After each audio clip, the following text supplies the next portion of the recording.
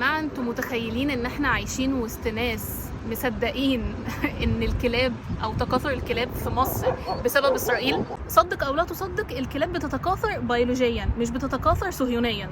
يعني يا دكاترة يا بيطريين يا اللي المفروض تبقوا فاهمين الف ب بيولوجي، الكلاب بتتكاثر ازاي او عددها بيزيد ازاي؟ لما الكلاب بتدخل في موسم التزاوج، الكلب الذكر بيتزاوج الكلبة الأنثى، فسبحان الله بتحمل بقى في قد إيه؟ ممكن تحمل في 8، ممكن تحمل في 9، ممكن تحمل في 10، وممكن لو هي بطنها صغيرة تحمل في 4 أو 5.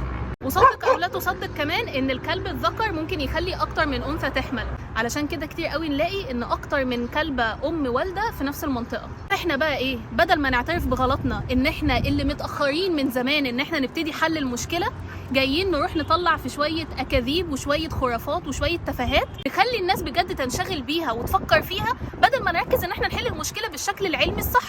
ولأن منظومة الطب البيطري من زمان فشلت في إنها تحل المشكلة بالأسلوب الصح الوحيد اللي هو التعقيم والتطعيم، بنداري بقى خيبتنا في إن إحنا نقعد نقول أصل إسرائيل هي اللي جايبة الكلاب، أصل مش عارفة الكلبجية هم اللي بيعملوا إيه.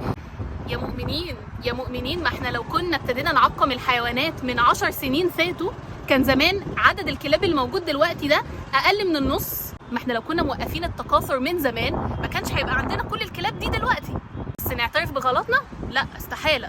لازم نطلع ان اي حاجة تانية في الدنيا هي اللي غلط، بس احنا كمنظومة بيطرية في مصر من زمان احنا ماشيين كده، بنسم بنقتل بنضرب بالرصاص، احنا كنا كده ودلوقتي لسه كده. اتقوا الله، والله العظيم ما عندي اي حاجة اقولها غير اتقوا الله.